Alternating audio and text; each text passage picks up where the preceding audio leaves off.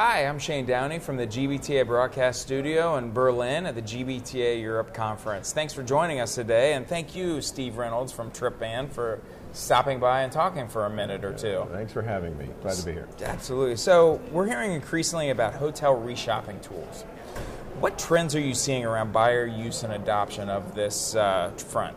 Yeah, so we've been at this now for about 5 years, and I would say it's really becoming table stakes for most travel agencies. If you don't have a hotel shopping tool today, you're probably at a big disadvantage in selling, especially into the large corporate market. There's just a real need for it. The value's proven. There's a really extreme positive ROI, and we're signing up resellers at a pretty good clip, to the point now where I think we've got most of the agencies signed up that are selling our service, and now it's just about adoption and moving into that next wave of folks that are kind of the laggers. They're not the early adopters, but now it's the rest of that pie chart where we're getting the rest of the corporates on the system. That's great. What kind of impact do you expect this to have on the industry as a whole, and particularly the annual RFP process? Well, the impact we've already had is we're seeing a lot more discipline in how hotels offer their negotiated rates.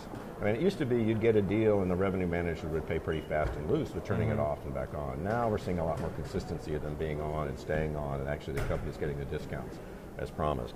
What we're hoping to do longer term is really disrupt the RFP process, in that we can enable you through the analytics to be more comfortable signing up on a long-term dynamic discount. So you can do a 25%, 30% off type of deal, and then you don't have to RFP every year. If the hotel's performing well and our analytics are proving you're getting the discounts as promised, you just let it ride. Yeah. So, I was just talking a little bit about benchmarking. How can buyers benchmark their hotel programs against others, and what can they take away from that? Yeah, so we have a new product that we launched beginning of the year called Hotel Intelligence, which we grade every single hotel, and we not only grade the hotel as well as performing for you, but you can see how well it's performing for other customers. Okay. So if you're a large client, you're a large pharma client, you can see how well that hotel is performing against all other large pharma clients, if you want. And you see, like, we're getting a B performance, we're getting the discount 85% of the time, the average discount's running at 20 to 25%. However, for the rest of the market, it's performing at an A. They've got a better deal than you. At least you know you have some room to negotiate. Whereas if you're at an A and they're at a C for everybody else, you know that you're doing really well, you're doing better than market, so going to that hotel you're trying to get more is probably not going to happen. Right, I mean, that intelligence is going to help you out any day of the week.